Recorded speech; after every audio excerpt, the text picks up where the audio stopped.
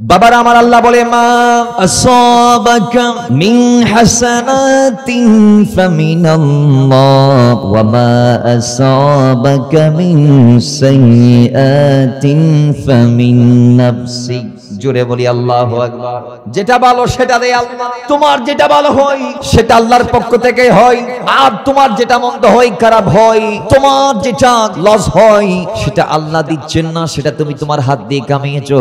আল্লাহর শান এটা নয় যে তিনি বান্দাদেরকে আযাব দিবে, কিন্তু হ্যাঁ, বান্দারা জমিনে এত পরিমাণ নাফরমানি আর গুনাহের মধ্যে যখন লিপ্ত হয়ে যায় তখন আল্লাহর পারে না বান্দার কৃতকর্মের ফল আল্লাহ জমিনের মধ্যে তাকে সতর্ক করার জন্য হালকা দেই। কথা বলেন ঠিক কি না?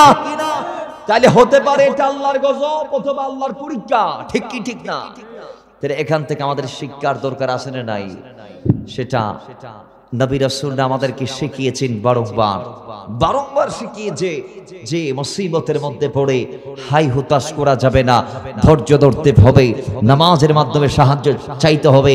আল্লাহ বলেছেন ইস্তাঈনু বিস-সাবরি ওয়াস-সালাহ ইন্নাল্লাহা মা'আস সাবিরিন।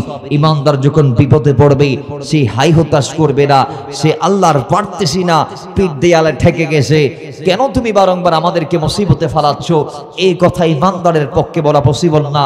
আল্লাহ বলে যারা ঈমানদার তারা ধৈর্য ধরবে, সহ্য করবে, সবর ইখতিয়ার করবে, আর নামাজের মাধ্যমে রবের কাছে ফায়সালা চাইবে, সাহায্য চাইবে। জোরে বলেন সুবহানাল্লাহ। রবের কাছে চাওয়ার দরকার আছে না নাই? জোরে বলি আছে না নাই? মহব্বত আছে না নাই? বাবারা আমার সেদিন ওই মানুষগুলা বলবে ওয়াকালাল ইনসানু মা লাহা, কি হয়েছে, এমন অবস্থা হচ্ছে কেন জমিনের? আমরা কোনোদিন দেখি নাই, ইতিহাস শুনি নাই এমন ভূমিকম্প দিতে হতে। এটা কেমন ভূমিকম্প, যে ভূমিকম্প জমিনটাকে নষ্ট করে দিয়েছে। এরপরে জমিন কি করবে জানেননি? জমিন মানুষদেরকে অবাক করিয়ে দিবে। জমিন সেদিন কথা বলবে ইয়াউমাইদিন তুহাদ্দিসু আখবারাহা বিআন্না রাব্বাকা আওহা লাহা। আল্লাহর কোরআন বলে সেদিন জমানের জবান আল্লাহ খুলে দিবে, জমিনের মুখ আল্লাহ খুলে দিবে। জমিন ডাক দিয়ে বলবে মালিক, ও মালিক, তোমার এই বান্দা আমার উপরে অন্যায় করেছে, এই বান্দা এটা করেছে, এই বান্দা এটা করেছে, এই বান্দা এটা করেছে।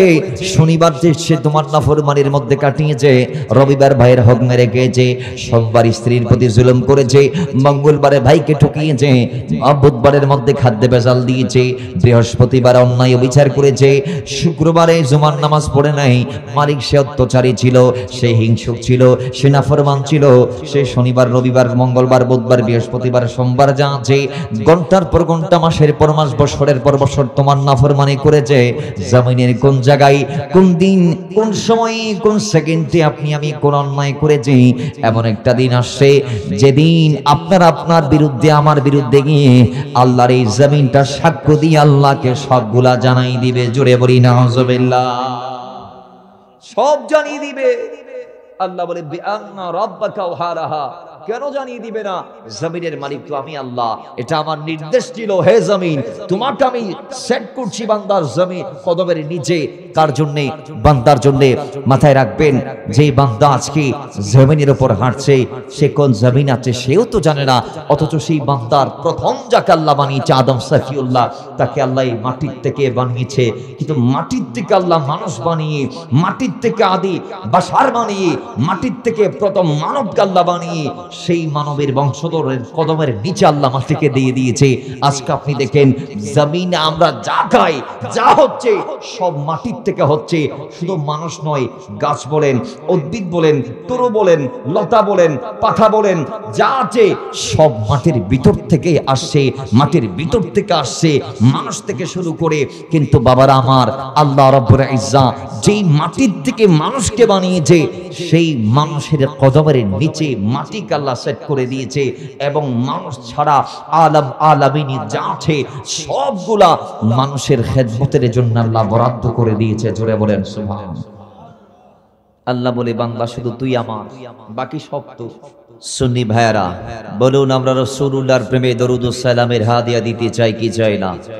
আর আওয়াজ দিয়ে বলি চাই কি চাই না? আল্লাহ রাব্বুল ইজ্জত বলেছেন কুরআনুল কারীমে, ইন্নাল্লাহা ওয়া মালাইকাতাহু ইউসাল্লুনা আলান নবী ইয়া আইয়ুহাল্লাযীনা আমানু সাল্লু আলাইহি ওয়া সাল্লিমু তাসলিমা। কই আমি আল্লাহ আর আমার মালায়েকারা আমার নবীর উপরে দরুদ পড়ি।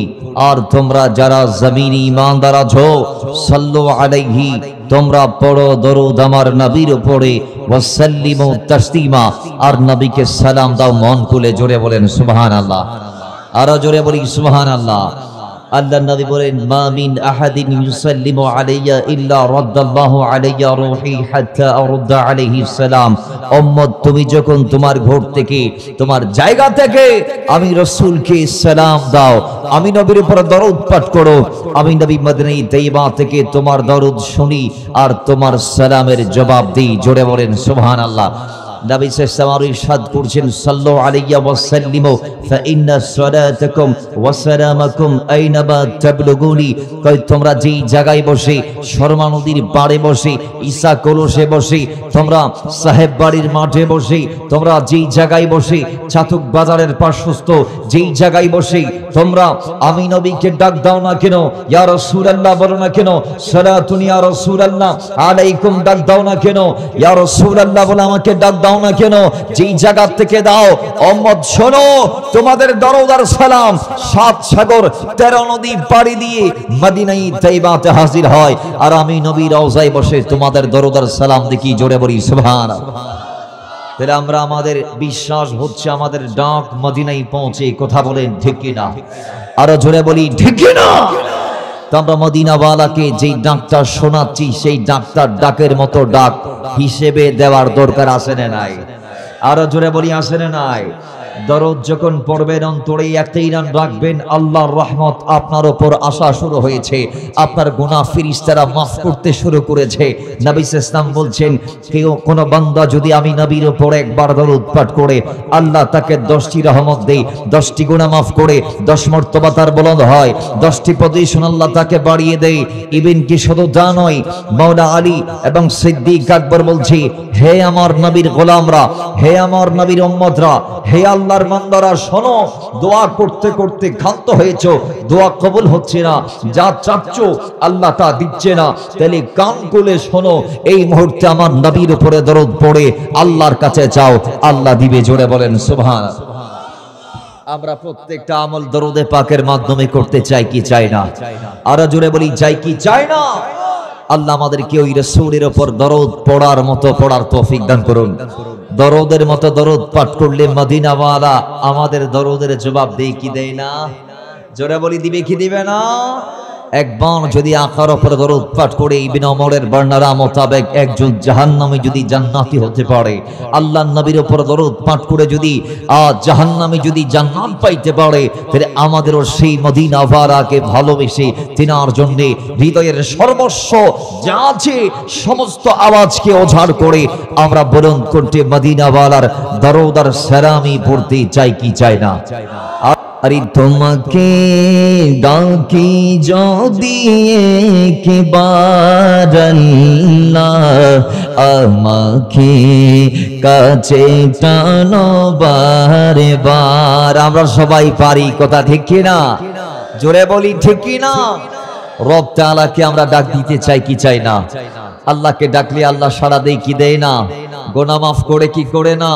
সাইল যাচাই তা পায়। আল্লাহকে ডেকে কেউ কোনোদিন নৈরাশ হয় নাই। কথা বলেন ঠিক কি না?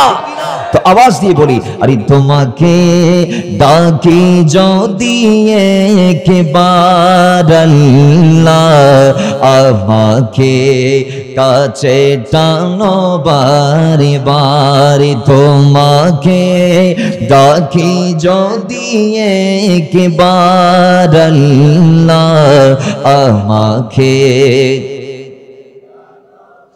আরে যদি পথ ভুলে যাই আমাকে দিও ঠাই, যদি পথ ভুলে যাই আমাকে দিও ঠাই, দিও দিশে এইটুকু আবেদন আল্লাহ, আমাকে কাছে টানো বারে বারে। তোমাকে ডাকি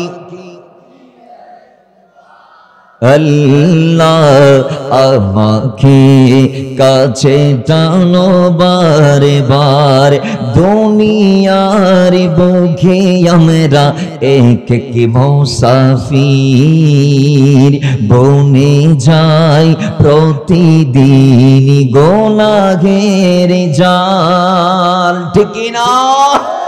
হাত তুলে বলি ঠিক না? আর এই দুনিয়ার বুকে আমরা এক কি মুসাফির, বনে যাই প্রতিদিন গোনাহের জাল।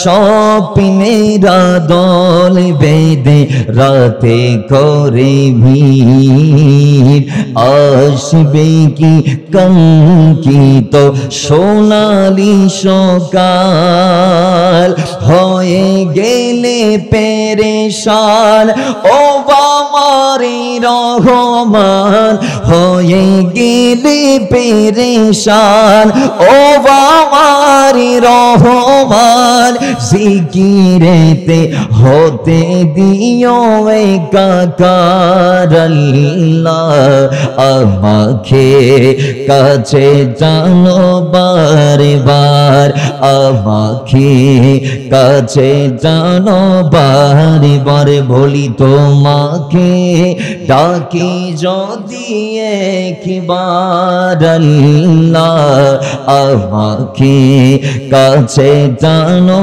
বারে বার। মদিনাতুল আউলিয়ার পরে এই জমিনে সবচেয়ে বেশি আল্লাহর ওয়ালি যেই জায়গায় আছে আমরা সবাই জানি, সেই জায়গার নাম সিলেট। কথা বলেন ঠিক কিনা? এই সিলেটের মাটি এত পবিত্র মাটি, যেই মাটিতে আজ থেকে 800 বছর আগে বাবা বুরহানুদ্দিন তার পরিবার বর্গের কয়েকজন মুসলিমকে নিয়ে বসবাস করেছিলেন শাহজালাল। সেই জন্য এই মাটিকে পছন্দ করেছেন তিনি। নদিয়া দিয়ে যখন শর্মা নদী পার হয়ে বাংলার ভূখণ্ডে কদম রাখলেন, তিনি দেখলেন জ্ঞান, বিজ্ঞান, ঐশ্বর্য, ধন সম্পদ, রত্ন, আল্লাহর এই জমিনের মাটির নিচের খানিজ থেকে শুরু করে সবচেয়ে ইসলাম প্রচারের জন্য উৎকৃষ্ট জায়গা হচ্ছে সিলেট। কথা বলেন ঠিক না? ইচাকলসবাসী আপনারা কেমন আছেন? জোরে বলেন কেমন আছেন? ছাতকের মানুষ কেমন আছেন? যে আল্লাহ রাব্বুল ইজ্জত আমাদেরকে ভালো রেখেছে, আমাদের প্রত্যেকটা ভালো কাজের প্রারম্ভে, আমাদের প্রত্যেকটা ভাড়াইয়ের প্রারম্ভে, প্রত্যেকটা আমালে সালেহের প্রারম্ভে বলুন আমরা ওই রবের তারিফ করতে চাই কি চাই না? আওয়াজে বলি চাই কি চাই না? সকলে ঈমানি কণ্ঠে পড়ি আলহামদুলিল্লাহ, আরো আসতে পড়ি আলহামদুলিল্লাহ।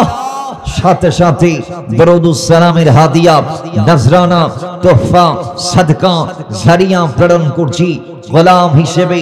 আজকের এই ক্ষণ থেকে, এই মহিনা থেকে, এই সাহেব বাড়ি মসজিদ প্রাঙ্গণ থেকে ওই আকার কদমে যিনি আল্লাহর হাবিব হয়ে, বাণী ইসলাম হয়ে, তাজেদারে মদিনা হয়ে, সরবতওয়ালা হয়ে, জলিলুল কদর হয়ে, হাবিবি কিবরিয়া হয়ে, খাতামুন নবিয়্যিন হয়ে, দো জাহানের ওলি হয়ে, জামানার ইমাম হয়ে, রাহমাতাল লিল আলামিন হয়ে, জালিকাল কিতাবু লা রাইবা ফিহি বলার জন্য সুয়াদিল কওয়ামিন হয়ে, যিনি সাকিয়া কাউসার হয়ে, তৌফুল মাওলা হয়ে, শাফিয়ে মাহশর হয়ে, কুররাতুল আইন হয়ে, গায়েবের খবর দেওয়ার জন্য তাবিবে কলব হয়ে, জালেমদেরকে এই জমিন থেকে দূর করতে, যিনি গোটা জমিন এবং জমিনবাসীদের কলবকে পাক করতে, সাফ করতে, নয় আল্লাহর কোরআনের 4 নং পারা 2 নং পৃষ্ঠা সূরা আলে ইমরানের 103 নং আয়াতে আল্লাহ বলছে, আমার নবী কোন নবী?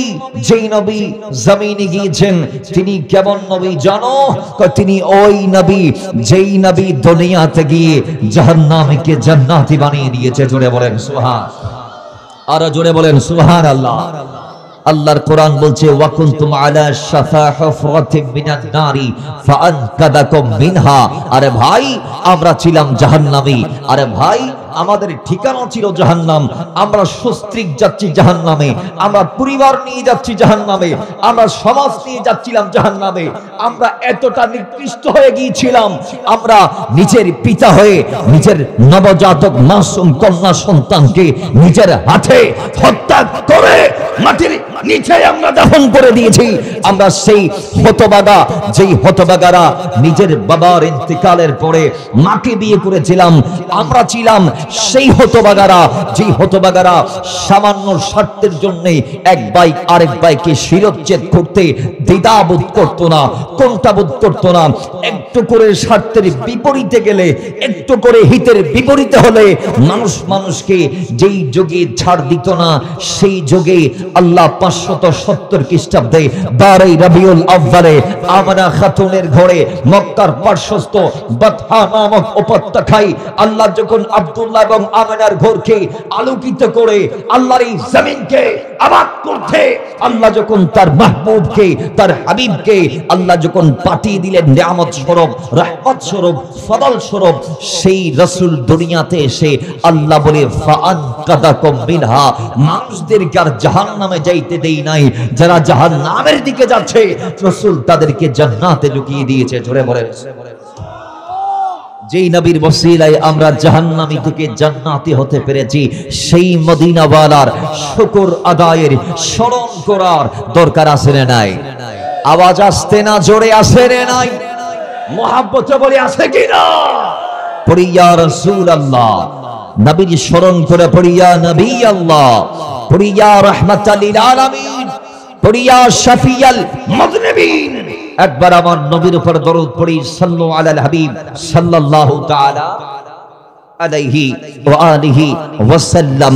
সাথে সাথে প্রত্যহ দিনের নাই আজকেরই জলসা থেকে স্মরণ করছি সেই ইসলাম দেনেওয়ালাদেরকে, যেই শাহজালাল, যেই শাহপুরান, যেই শাহ মাকদুম, যেই সিকান্দার গাজী, যেই নাসিরউদ্দিন সিপাহসালার এই দেশে প্রথম আযান দিয়েছে, যেই বাবা বুরহানুদ্দিন এই দেশে সর্বপ্রথম আকিকা করেছে, যেই শাহজালাল এসে আমার আপনার এই গোটা বাংলাকে, এই আমাদের মাতৃভূমিকে, এই অখণ্ড ভারতবর্ষের বিরাট একটা অংশকে ইসলামের পণ্যভূমিতে রূপান্তর করেছে, আমরা তাদের স্মরণ করছি।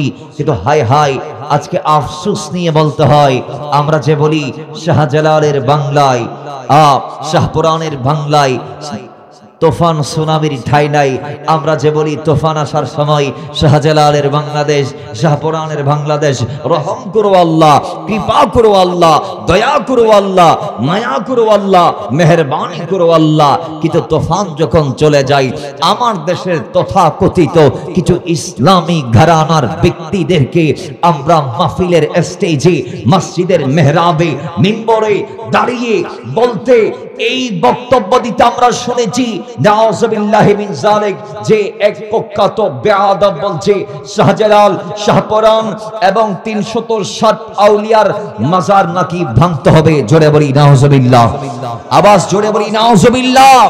এবং 360 আউলিয়ার মাজারকে 360টি মূর্তির ঘর হিসেবে ওই জালেম আখ্যা দিয়েছে।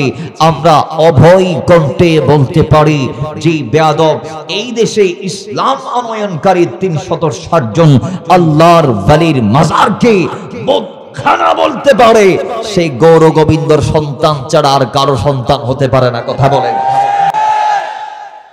আজকে আমাদের আফসোস লাগে যে শাহজালাল আমাদের মাথায় টুপি পড়ালো। আজকে সকালবেলা যার জিয়ারা করলাম, আমি গতকাল মাহফিল ছিল কুমিল্লা মাহফিল করে আমি দাঁড়াই নাই, মাহফিল শেষ গাড়িতে উঠলাম। আমি সারা রাত গাড়ি চালিয়ে 6:30টায় এখানে দরগাতে পৌঁছালাম এবং শুরুতেই জিয়ারতটা করে অন্তরের খোরাকটা দিলাম। এরপরে নাস্তা বাস্তার পরে আমরা হোটেলে ছিলাম মাগরিব পর্যন্ত। এরপর আরেকটা জিয়ারা করে তারপর আপনাদের এইদিকে বলুন, যে শাহজালাল আমাদের পাশেই শুয়ে আছে, সেই শাহজালাল যদি না আসতো আমরা কি মাথায় টুপি পরার সুযোগ পাইতাম? এই দেশের টুপি কি আমার বাবা আনছে নাকি বাবা শাহজালাল আনছে? জোরে বলুন, কে আনছে? এদেশের মানুষ যখন লেংটি পরিধান করত, সেই শাহজালাল সেই লেংটি পরা মানুষদেরকে লুঙ্গি পরা শিখিয়েছে। ঠিক কিনা জোরে বলেন। একটা সময় চলে এই দেশের মানুষ মরতো, তাদেরকে আগুনে পোড়াইতো, তাদেরকে মাটিতে ফেলে রাখতো, এদের লাশ শুকুরে খাইতো, কুকুরে খাইতো, এদেরকে দাফন করতো না। শাহজালাল এসে আমাদেরকে পোড়া থেকে বাঁচিয়েছে, দাফনের সিস্টেম শিখিয়েছে। আমরা খুশি না বেজার? আওয়াজ দিয়ে বলেন খুশি না বেজার? শাহজালাল আসার আগে এই দেশের নারীদেরকে সতীদাহ প্রথা মোতাবেক স্বামীর সাথে ইন্তেকালের পরপরই জীবন্ত জ্বালিয়ে দেয়া হতো।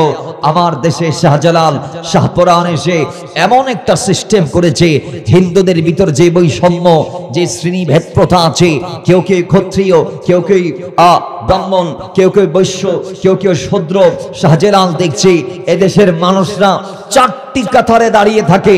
যারা ব্রাহ্মণের কাতারে তারা নিচে নামে না, যারা ক্ষত্রিয়র কাতারে তারা উপরে উঠে না, নিচেও নামে না, যারা বৈশ্যদের কাতারে আছে তারা তাদের জায়গায়, এদের যাওয়া আসা, চাল চলন, ওঠা বসা, চলাফেরা সবাই তাদের দলভুক্ত যারা তাদের সাথে, এবং সর্বনিচু ক্লাসে যারা ছিল তারা তাদের মতো ছিল, ওপরের লেভেলে যারা ছিল তাদের সাথে তাদের কোনো সম্পর্ক ছিল না। তখন শাহজালাল এসে বলে, আমি এমন একটা ধর্ম এনেছি যেই ধর্মের মধ্যে কোনো শ্রেণীভেদ প্রথা নাই। এটা এমন একটি ধর্ম যেই ধর্মে যখন মানুষেরা আল্লাহর ঘর মসজিদের ভিতর কদম দেই, তখন মসজিদের কাতারে মুয়াজ্জিন যখন হাইয়া আলাস সালাহ, হাইয়া আল ফালাহ বলে, তখন সবাই কাতারভুক্ত হয়ে যায়, কাতারভুক্ত হয়ে যায়, কাতারভুক্ত হয়ে যায়। মাথায় রাখো, গরিব নওয়াজ বলে দিয়েছে এটা ওই ইসলাম যে ইসলাম ধর্মের কাতারে একজন রাজা, একজন এমপি, একজন মন্ত্রী, একজন মিনিস্টার যেই কাতারে দাঁড়ায়, ওই কাতারে ফকিরও দাঁড়ায়। আমার ধর্মে কোনো ভেদাভেদ নাই। একই সব মে করা হুয়া মাহমুদ আয়াস, না কোই বান্দা রাহা, না কোই বান্দা নামাজ। জোরে বলেন সুবহান। আমার ধর্মে কোনো ভেদাভেদ, জোরে বলি কোনো ভেদাভেদ। সেই শাহজালাল এসে আমাদের মাদের কপালের সিঁদুর মুছে ওড়না, ঘোমটা, পর্দা, হিজাব, নিকাব, বোরকার ব্যবস্থা করে দিয়েছে। মুসলমান আমরা খুশি না বেজার? জোরে বলি খুশি না বেজার? শাহজালাল না আসলে আমরা কি কোরআন পাইতাম, হাদিস পাইতাম, আমরা কি ঈমান পাইতাম, আমরা কি ইসলাম পাইতাম? তাহলে বলুন এবার, টুপি যদি দেই তাহলে টুপি দিয়ে শাহজালালের বিরুদ্ধে বলার কি কোনো সুযোগ ইসলামে আছে? হাত তুলে বলুন আছে? আল্লাহ বোঝার তৌফিক দান করুন। আমরা দোয়া করি হাদাহুল্লাহ, আল্লাহ যারা বুঝে না তাদের বোঝ দান করুন। দোয়া করা আমাদের কাজ, হেদায়েতের মালিক কিন্তু আল্লাহ। আমি চাইলেও কাউকে কোরআন দিয়ে বোঝায় আনতে পারি না যতক্ষণ না আল্লাহ তাকে কবুল করে। ঠিক কি না? জোরে বলি ঠিক কি না?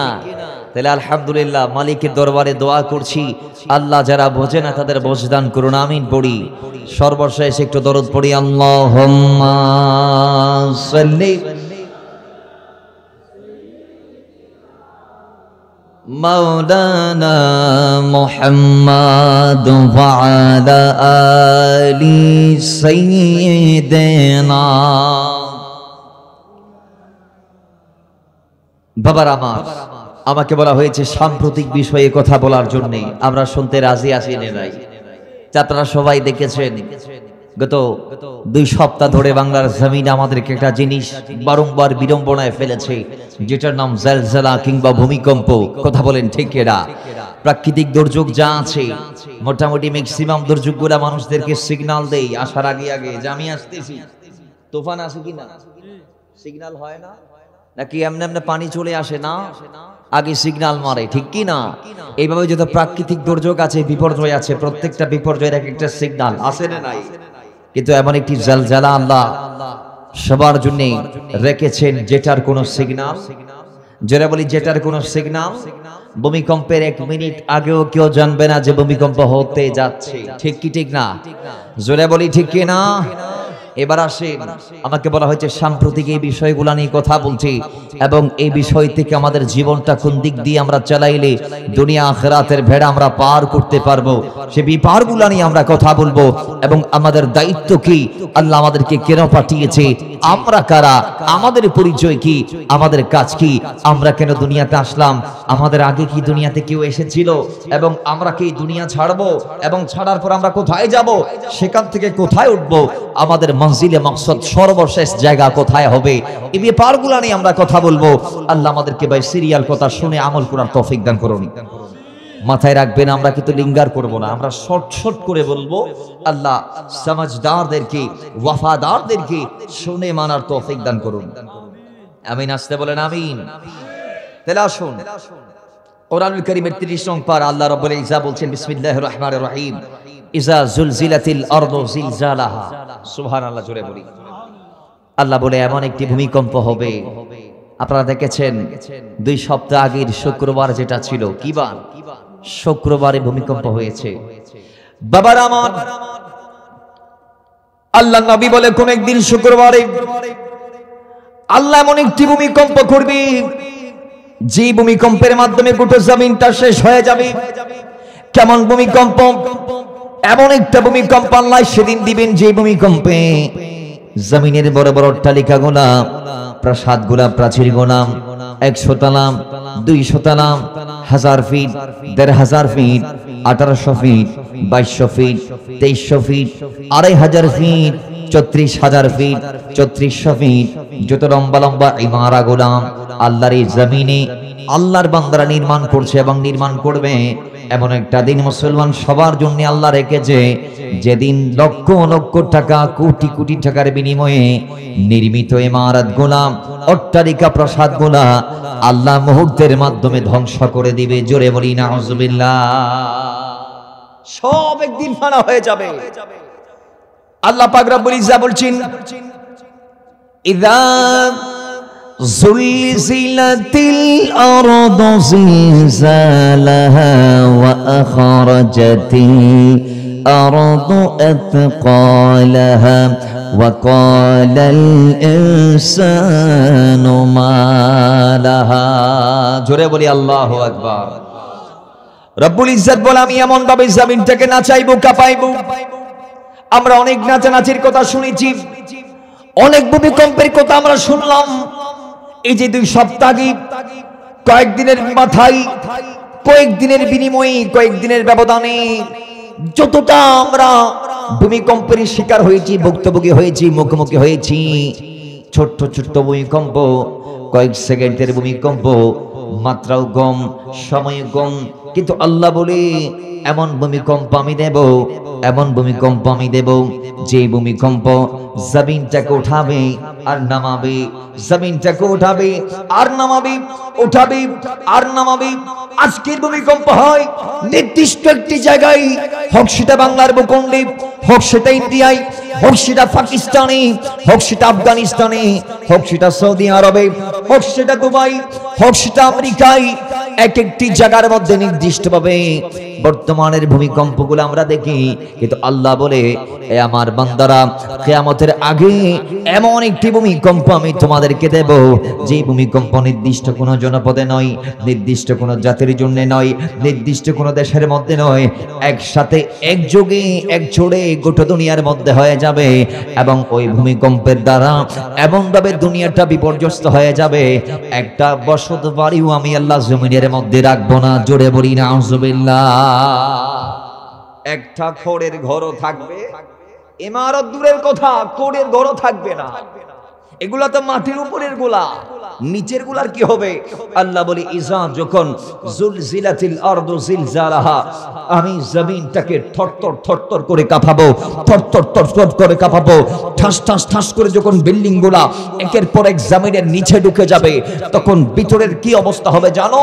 ওয়া আখরাজাতিল আরদু আসকালাহা, উপরের গুলা যখন নিচে ঢুকে যাবে, তখন নিচের গুলা আস্তে আস্তে আস্তে আস্তে কাঁপানির জোরে উপরে উঠে যাবে। কথা বলেন ঠিক নেবে? ঠিক।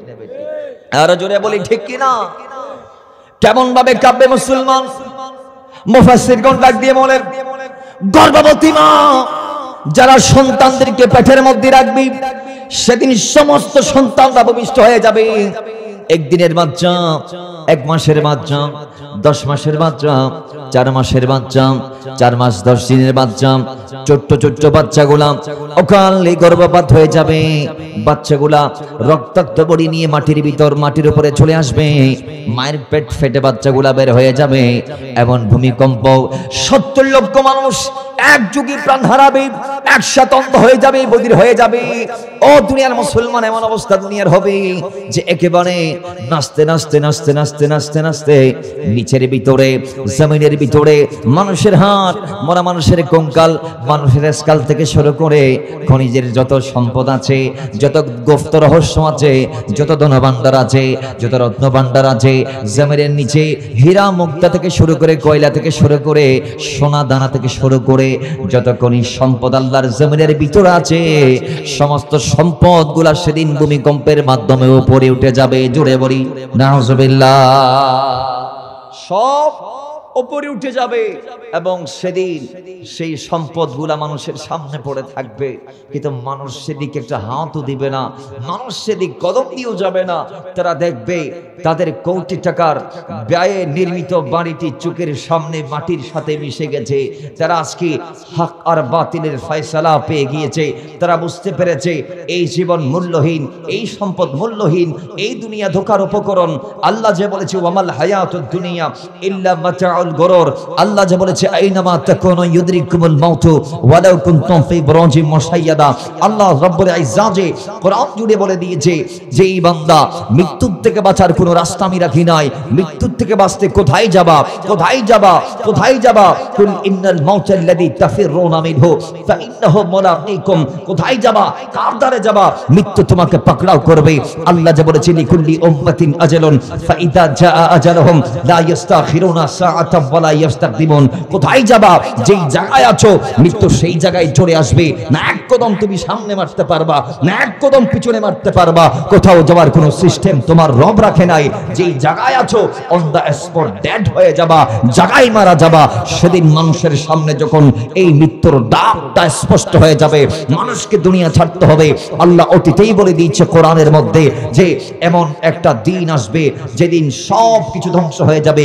কুল্লি শাইইন হালিকুন ইল্লা ওয়াজহাহু।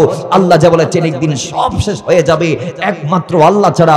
আরেক আয়াত আল্লাহ বলেছেন কুল্লু মান আলাইহা ফানিন ওয়া ইয়াবকা ওয়াজহু রাব্বিকা যুল জালালি ওয়াল ইকরাম। একমাত্র রব ছাড়া ভূমণ্ডলে, নবমণ্ডলে, আসমানে, জমিনে, জমিনের নিচে, উপরে যা আছে সব একদিন শেষ হয়ে যাবে। কথা বলেন ঠিক কি না? তাহলে এখন মানুষ জানতে পারবে মৃত্যু চলে আসছে, মৃত্যু চলে আসছে, কিয়ামত হয়ে যাচ্ছে, কিয়ামত শুরু হয়ে গেছে, আর বাঁচার কোনো সিস্টেম নাই। এবার মানুষ বলবে হায় হায়, এই সম্পদের জন্য আমি আমার ভাইটাকে মেরেছিলাম, এই সম্পদের জন্য আমি আমার বাবার থেকে জোদা হয়ে গিয়েছিলাম, এই সম্পদের জন্য আমি আমার স্ত্রীকে হত্যা করেছিলাম, এই সম্পদের জন্য আমি আমার ভাইকে আঘাত করেছিলাম, এই সম্পদের জন্য আমি আমার ব্যবসায়ী পার্টনারকে ঠকিয়েছিলাম, এই সম্পদের জন্য আমি আমার প্রতিবেশীর উপরে জুলুম করেছিলাম, তার হক নষ্ট করেছিলাম, তাকে কটু কথা বলেছিলাম, পরিবারের সাথে আমার সম্পর্ক নষ্ট করেছিলাম। ভাই ভাই এক চাঁদের নিচে এই সম্পদের কারণেই থাকতে পারি নাই। হাই হাই, আজকে আমার সামনে সোনার খনি, মণিমুক্তার খনি, জওহার ইত্যাদি ইত্যাদি যা আছে সব পড়ে আছে, কিন্তু আমি কি আর কার জন্য নেব? কি ফায়দা এগুলো আমার আজকে দিতে পারবে? আজকে তো আমার দুনিয়া ছাড়া সময় হয়ে গিয়েছে, মৃত্যুর ডাক চলে এসেছে, কিয়ামত শুরু হয়ে গিয়েছে। সেদিন আল্লাহ রাব্বুল ইজ্জা বলবে এই জমিনের করুণ দৃশ্য দেখে জমিন উপরের গুলা যখন নিচে ঢুকায় ফেলবে, নিচের গুলা যখন উপরে উঠাই দিবে, জমিন যখন শিয় বোঝা উপরে উঠাই দিবে, তখন মানুষ বলবে ওয়াকালাল ইনসানু মালাহা। হাই হাই, এটার কি হয়ে গিয়েছে? এমন ইতিহাস তো আমরা কোনোদিন শুনি নাই। আমাদের বাপ-দাদারাও ভূমিকম্প দেখেছে, কিন্তু এমন ভূমিকম্প আমরা দেখি নাই। আমরা অতীতে শুনেছি ভূমিকম্পের কারণে বিল্ডিং একটু ঢেকে গিয়েছে, একটু হেলে গিয়েছে, একটা আরেকটার উপর পড়ে গিয়েছে, অথবা 5 তলার বিল্ডিং ধসে পড়েছে, অথবা 10 তলার 10টি বিল্ডিং ধসে পড়েছে। এমন ভাবে ভূমিকম্পের নজির অতীতে আমরা মিডিয়ার বরাতে পাই নাই। যেই ভূমিকম্প আজকে হচ্ছে ওয়াকালাল ইনসানু মালাহা, এটা কেমন ভূমিকম্প? এটা কেমন ভূমিকম্প? যেই ভূমিকম্প গোটা জমিনকে নষ্ট করে দিয়েছে। কথা বলেন ঠিক না বেটি? আরো জোরে বলেন ঠিক কিনা? তাহলে সেদিন মানুষ হাই হুতাশ করবে, কিন্তু বাঁচতে পারবে? জোরে বলেন বাঁচতে পারবে? আচ্ছা বাজান, কিছুদিন আগে করোনা ভাইরাস আসছিল কিনা? করোনা ভাইরাস বলে না, করোনা এর শেষের দিকে 20 থেকে শুরু 22 পর্যন্ত আমাদেরকে হামলা করেছে, ঠিক কিনা? আমরা একেবারে ঘরবন্দি হয়ে গিয়েছিলাম, ঠিক কিনা? এর মসজিদের ইমাম আছে কেডা? বাজান মুসল্লি আসেনি মসজিদে? করোনার সময় কেমন ছিল? হ্যাঁ, করোনার সময় কম ছিল রে। আর আমাদের মসজিদগুলোর কি অবস্থা জানেন? যখন করোনা ছিল তখন মসজিদে মুসল্লির জায়গা হচ্ছিল না। মুসল্লিকে মসজিদ থেকে গার ধাক্কা দিয়ে বাইর করে দিতে হইছে। যে মানুষগুলা 5 জায়গার নামাজে বিরানির ফুডলা দিলেও আসতো না, ওই ব্যক্তিগুলা মসজিদের প্রথম কাতারে মুসল্লা বিছায় বসে আছে, ঠিক কিনা? জোরে বলেন। তাহলে বিপদ আসলে আমরা রবকে আর ছাড়ি? জোরে বলেন, রবকে আর ছাড়ি না।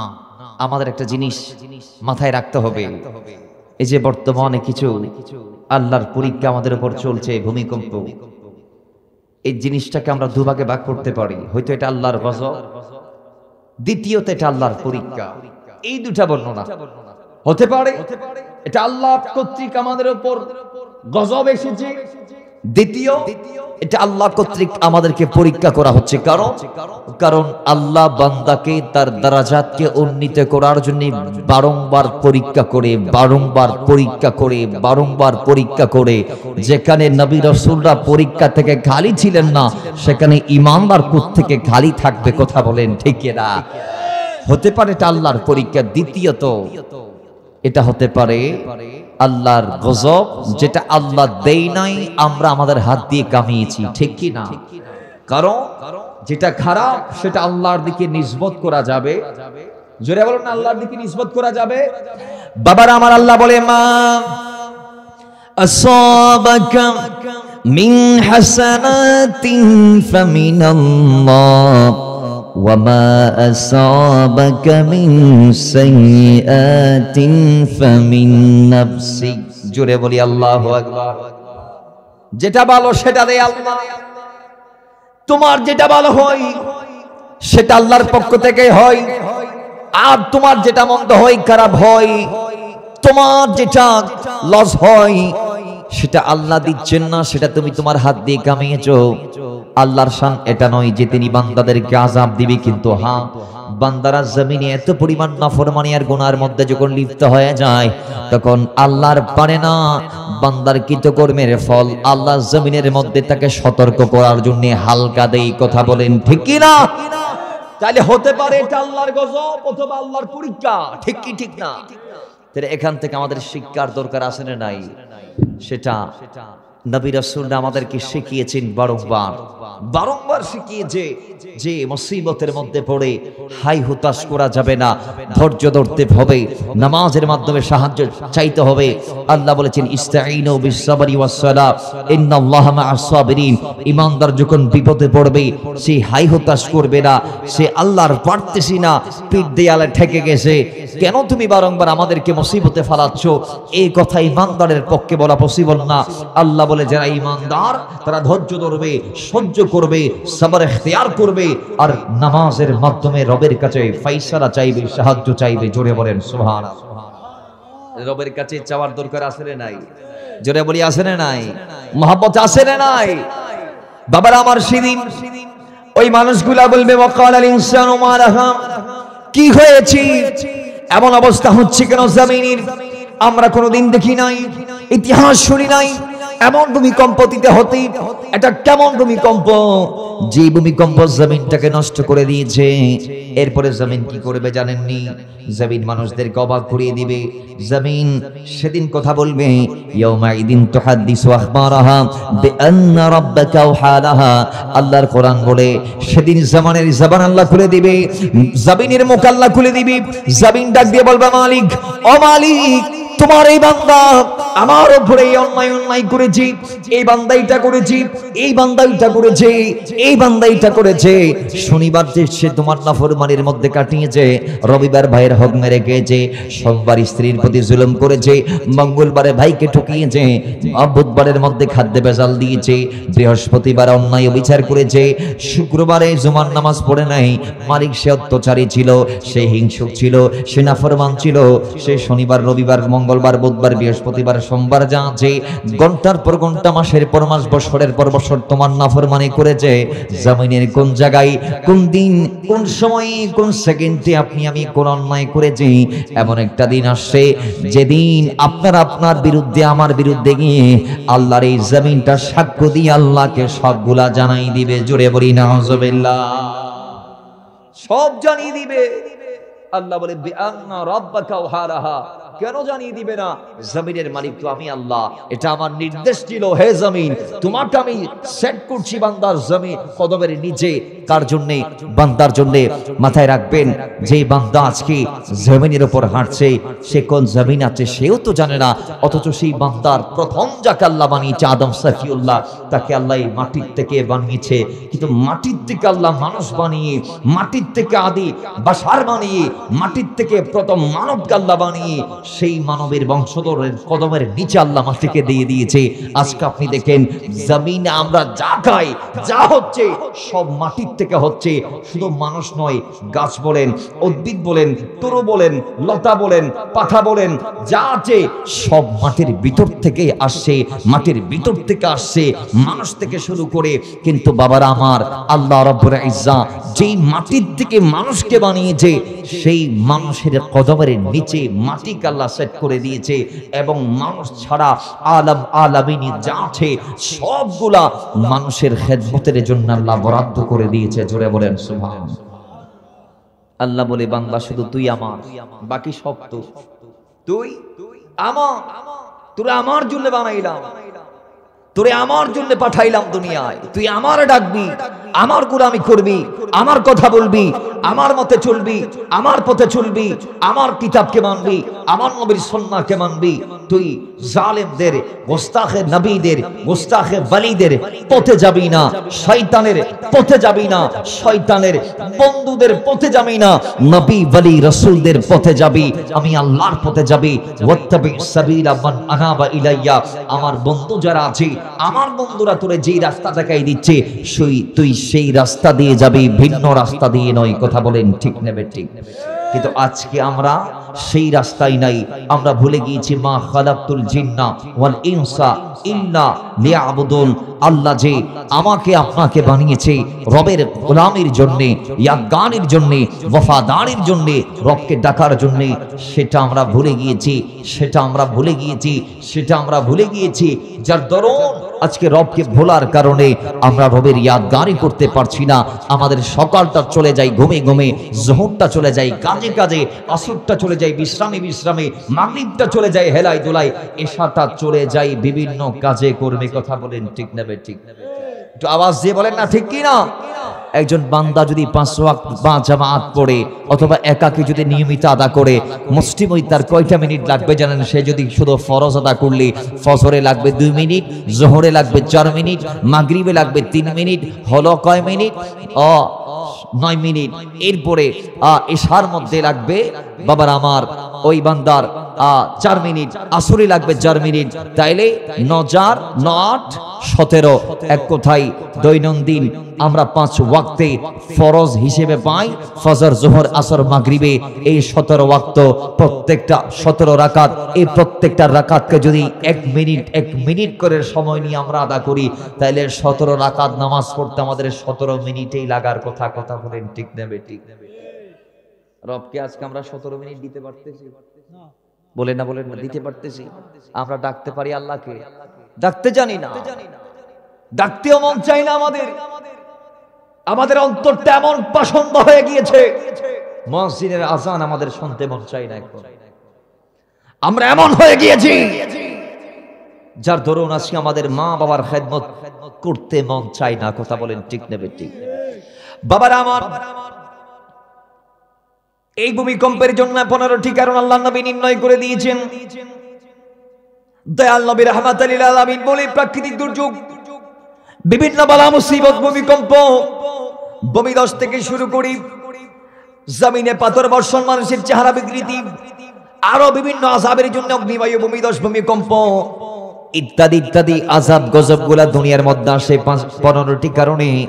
যে 15টি কারণে আল্লাহ নবী উল্লেখ করেছেন, আজকের সমাজে আমরা চোখ খুলে তাকাইলে দেখি জামে তিরমিজির 2211 নং হাদিসের দিকে যদি আমরা তাকাই, তাহলে আমরা দেখি আল্লাহর নবী ভূমিকম্পের জন্য, এই প্রাকৃতিক দুর্যোগের জন্য, আযাবের জন্য যে 15টি কারণ মেনশন করেছেন, আজকে আমার আপনার সমাজে সেই 15টি কারণই বিদ্যমান আছে, ঠিক কি না? নবীজি যে 15টি কারণ উল্লেখ করেছেন জামে তিরমিজির 2211 নং হাদিসে, যেই 15টি কারণের কথা আমরা জানতে পেরেছি, সেই 15টি বিষয় সমাজে আছে, আমরা করি নাউজুবিল্লাহ।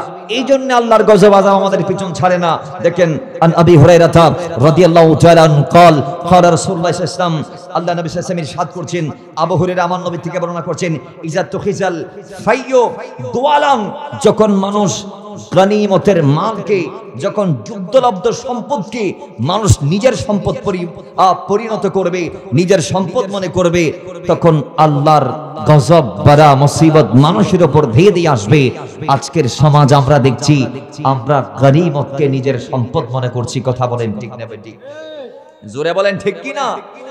বাবার আমার 2 নম্বরে আল্লাহ নবী বলে, ওয়ালা আমানাতু মাগনামান, মানুষের কাছে যখন কেউ আমানত নিয়ে যাবে, বলবে ভাই 40,000 টাকা, আমি গরিব মানুষ, আমার ঘরের মধ্যে সিন্ধুক নাই, আমি আপনার কদমে দিয়ে দিলাম 40,000, 50,000, 1 লাখ, 2 লাখ, 80,000, 2.5 লাখ, 4 লাখ, আমার আলমারি নাই, আপনি বড় লোক, জমিদার মানুষ, খান সাহেব আপনার নাম, আপনি কোটিপতি, আপনাকে আমি 2 লাখ টাকা এগুলা জমা দিলাম, এই আমানতগুলো আপনি রাখেন, 2 মাস পর আমি নেব।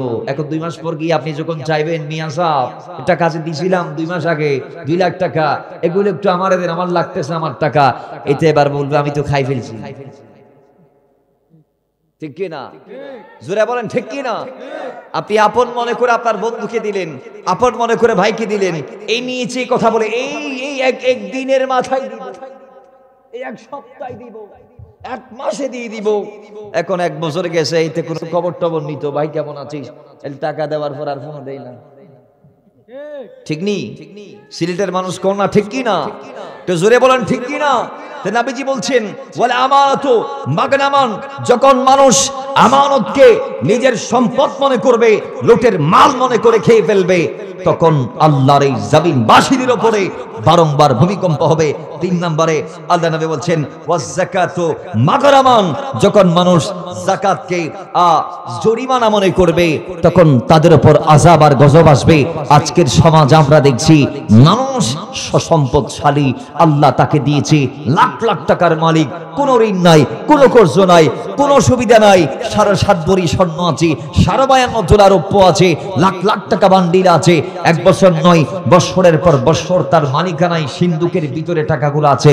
ইমানদার কিন্তু যাকাত দিচ্ছে না সেই সম্পদের হিসাব করে। কথা বলেন ঠিক নেবে? ঠিক এই আওয়াজ দিয়ে বলেন ঠিক কি না? আর কিছু মানুষ যাকাত দেয় ফরমালিটি মেইনটেইন করার জন্য। কি রকম? যাকাত আসছে 1 কোটি টাকা। কত? কারো কাছে যদি 40 কোটি টাকা থাকে, তার যাকাত হচ্ছে 1 কোটি টাকা। 40 কোটিতে কয় কোটি? 1 কোটি। 40-এর 1% শতকরা 2.5%। 40 টাকায় 1 টাকা, 80 টাকায় 2 টাকা, 100 টাকায় 2.5 টাকা, শতকরা 2.5%। বলেন যাকাত শতকরা, জোরে বলি যাকাত শতকরা 2.5%। কিন্তু আজকের সমাজে সেই 100 কোটি টাকার মালিকের যখন 2.5 কোটি টাকা যাকাত চলে আসে, সেই গোটো ছাতকের মধ্যে মাইকিং করে অমুক তারিখ অমুক দিন অমুক মিয়া সাহেব তোমাদেরকে যাকাতের শাড়ি দিবে, লুঙ্গি দিবে, তোমরা সবাই চলে আসবা। এবার আপনিও গেলেন, ঈদ, গরিব মানুষ কি পরবেন? একটা লুঙ্গি হলে তো পড়ার মতো একটা জিনিস হবে, একটা শাড়ি হলে স্ত্রী পড়তে পারবে। বড় আশা নিয়ে গেলেন, দিয়ে দিল বস্তা পচা লুঙ্গি, দিয়ে দিল বস্তা পচা শাড়ি।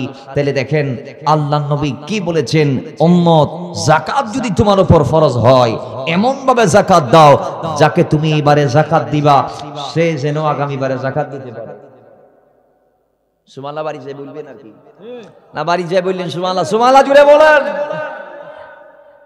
আমার নবী বলছেন যাকাত এমন ভাবে একজনকে দাও সে যেন আগামী বারে দিতে পারে। এখন আপনি লুঙ্গি একটা দিলেন, নিতে আগামী বারে লুঙ্গি দিতে নেই। নতুন নতুন 20 টাকা আমাদের এখানে যাকাতের টাকা দেই, নতুন 50 টিকা চাটগার বাসায় খস কইছে, একেবারে চাটগার বাসা বলছি তো, খস কইছে 50 টিকা কেনাকা দিদি বুঝ করে দিই, ঠিক কি না? সাইনা বাসার মতো লাগছে নাকি? হ্যাঁ, আমরা চাটগার যারা আছি 64 জেলার মানুষের অভিযোগ আমাদের প্রতি যে হুজুর এত কঠিন আপনাদের বাসা। মাঝে মধ্যে আমরা চিন্তা করি ফেরেশতারা কেমনে লেখে, তো ফেরেশতা কি আপনার মতো নেই? আল্লাহ তো ফেরেশতাকে সমস্ত মাখলুকের ভাষা বোঝার সেই ক্ষমতা কুওয়াত দিয়েছেন। কথা বলেন ঠিক না? জোরে বলি ঠিক কি না? আল্লাহ বোঝার তৌফিক দান করো। জোরে বলি আমিন। মাথায় রাখবেন, এক এক দেশের বুলি, এক এক দেশের গালি। যেটা আপনার দেশে গালি সেটা আমার দেশে ভাষা, যেটা আমার দেশে ভাষা, যেটা আমার বাড়িতে ভাষা সেটা আপনার দেশে গালি হতে পারে, ঠিক কি ঠিক না? আল্লাহ আমাদেরকে সমস্ত ভাষা শেখার তৌফিক দান করুন। আমিন জুড়ে বলি, মুহাব্বতে বলি আমিন। তুমি মুহাব্বতে দরুদ পড়ি, আল্লাহুম্মা সাল্লি মাওলানা মুহাম্মাদ ওয়া আলা আলি সাইয়্যিদিনা। একটু দরুদ শরীফ পড়ে সামনে চলে মুহাব্বতে দরুদ পড়ি, আল্লাহুম্মা সাল্লি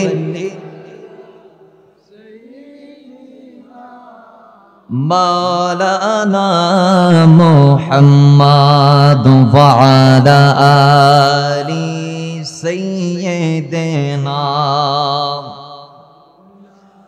আরে ডেকে লো রাসূলুল্লাহ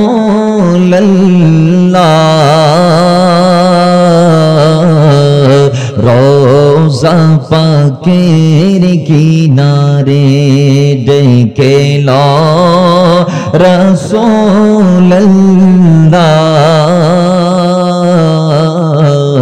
রোজা পাকের কিনারে। আমি কেঁদে কেঁদে হই গো সারা, ধন্য কর দিদারে। আমি সহিতে পারি না বিরহ জ্বালা, ধন্য কর দিদারে। দুই সাথীকে পাশে নিয়ে গায়, ঘুমিয়ে আছো নিজ নিরালায়। দুই সাথীকে পাশে নিয়ে গায়, ঘুমিয়ে আছো নিজ নিরালায়। সাড়া দাও রাসূলুল্লাহ,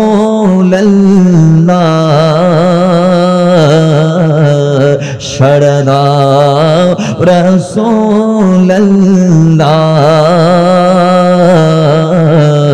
ডাকে দম তোমারে, ডেকে লো রাসূলুল্লাহ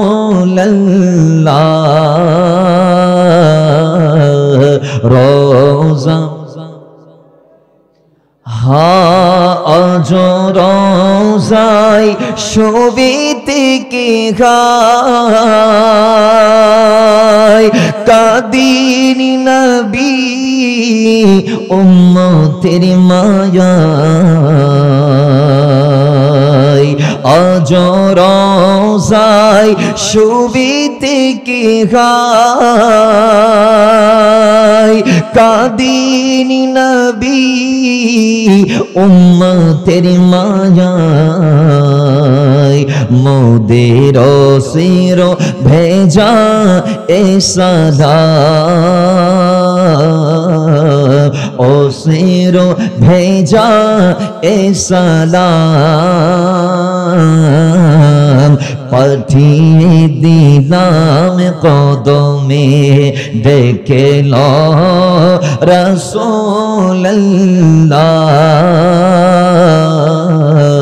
রোজা আমি কেঁদে কেঁদে হই ঘোষারা ধন্য করো দিদারে আমি সহিতে পারি না বিরহ জ্বালা ধন্য করো দিদারে আল্লাহুম্মা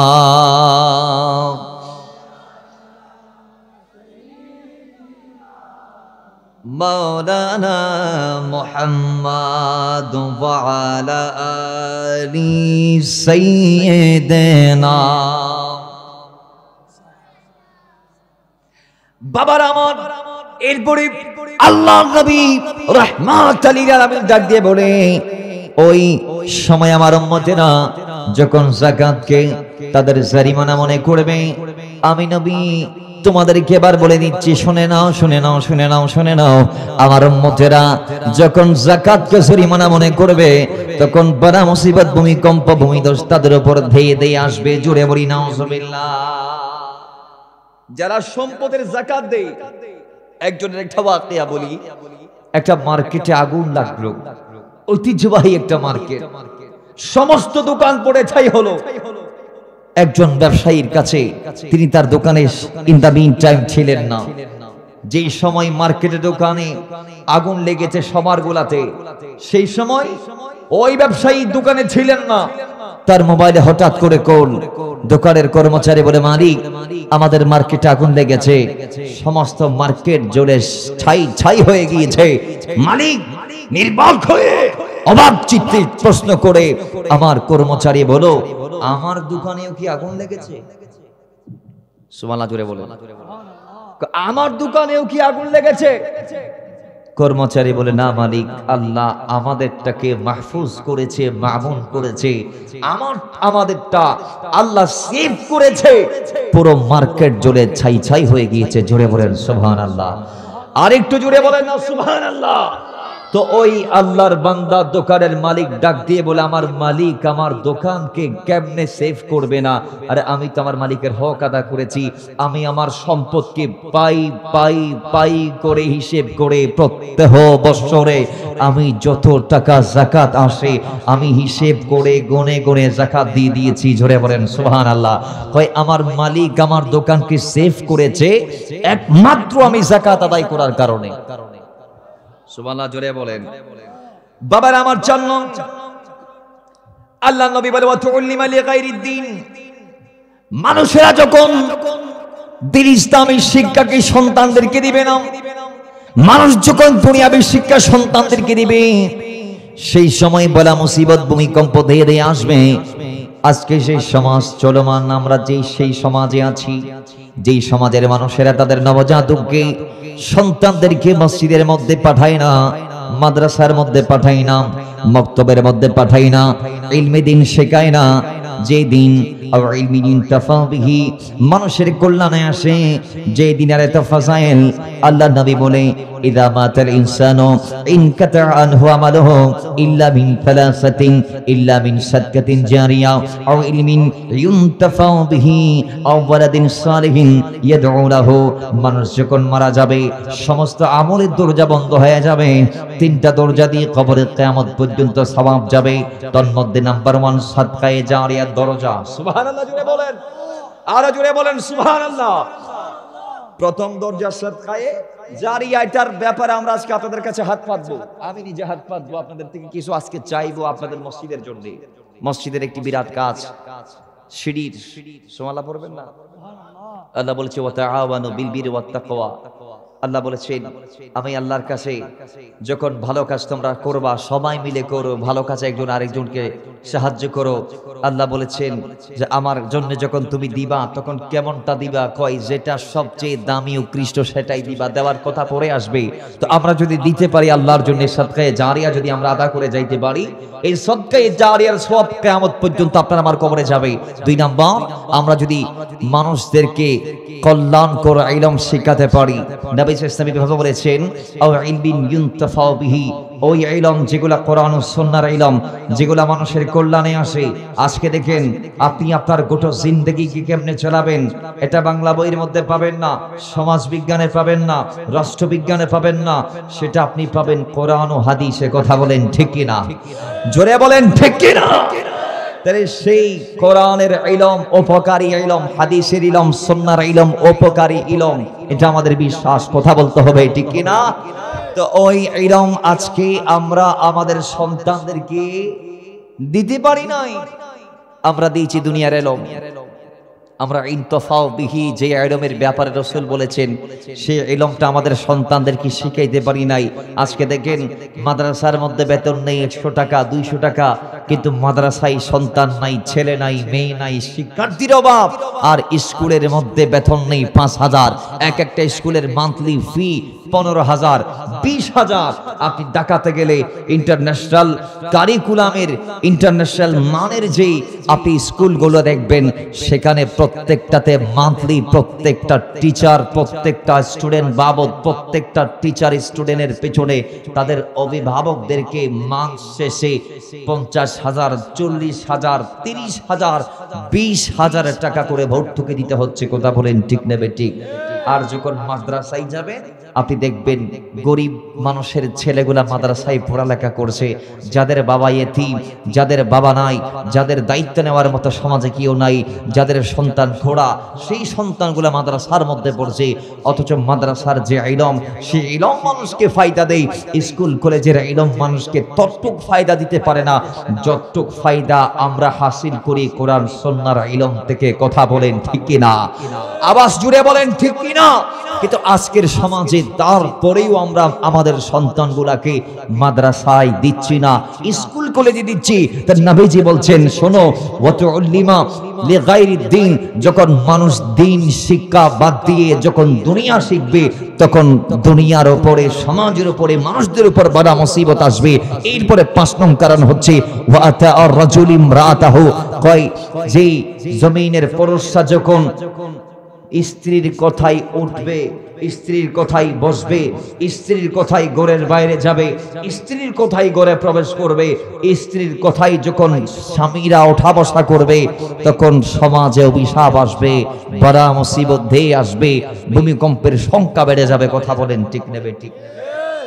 আজকে আমাদের ম্যাক্সিমাম যুবক আপনি দেখবেন বউয়ের কথাই উঠে আর বসে আসেন না। জোরে বলেন না, আসেন না? একেবারে বউয়ের গোলাম হয়ে গেছে, বউয়ের একেবারে বউয়ের বাচ্চা হয়ে গেছে। বিয়ে মার মালিকানা ফাল্টাই দিছে আর কি।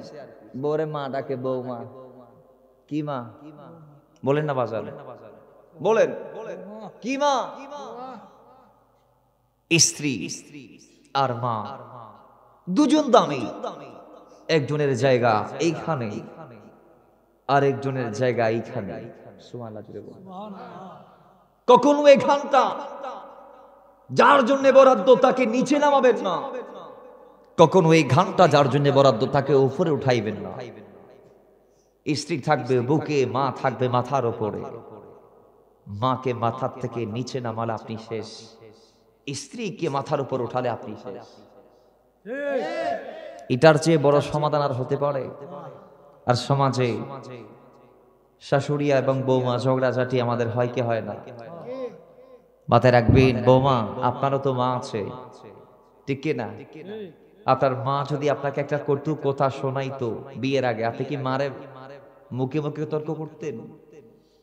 মার সাথে কি আপনি ঝগড়ায় অবতীর্ণ হতেন না? হতেন না। তাহলে আপনি আপনার স্বামীর মা অর্থাৎ শাশুড়ি মাকে আপনি আপনার মা যদি মনে করেন, আর কোনো ভেজাল আছে? জোরে বলেন। শাশুড়ি যারা আছে, ছেলের বউকে যারা দেখতে পারেন না, আপনারও তো সন্তান আছে, কন্যা, ঠিক কি না? নিজের মেয়ে ভুল করলে মা মেনে নেই কি নেই না? জোরে বলি নেই কি নেই না? শাশুড়ি মা যদি বৌমাকে নিজের মেয়ে মনে করে যদি ভুল দেখার পর শুধরে দেই, ভুল দেখার পর যদি একটু মেনে নেই এবং যদি গোপনে তাকে যদি শুধরে দেই, আর কোনো ঝগড়া আছে? ঝামেলা আছে? কিন্তু না, আজকের সমাজ আমরা দেখি সম্পূর্ণ উল্টো চিত্র। স্বামী বাসায় আসার পর পরই অনেক মা তার সন্তানকে বউয়ের বিরুদ্ধে নালিশ দেই, আর অনেক স্ত্রী আছে স্বামী বাড়িতে কদম দেওয়ার পর পরই শাশুড়ির বিরুদ্ধে জামাইরে বোঝায়। আসে না নাই? জোরে বলি আসে না নাই? আল্লাহ আমাদের মা এবং শাশুড়ি যারা আছে এদেরকে বোঝার তৌফিক দান করুন।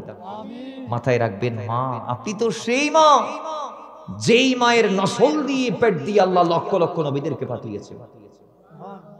আপনার পেট থেকে রাহমাতাল লিল আলামিনের আগমন হয়েছে, আপনার পেট থেকে সিদ্দিক আকবরের আগমন হয়েছে, আপনার পেট থেকে মুসা করিমুল্লাহ, ঈসা রুহুল্লাহ, ইব্রাহিম খলিলুল্লাহ, দাউদ খলিফাতুল্লাহ, ইসমাইল জবিহুল্লাহদের আগমন হয়েছে।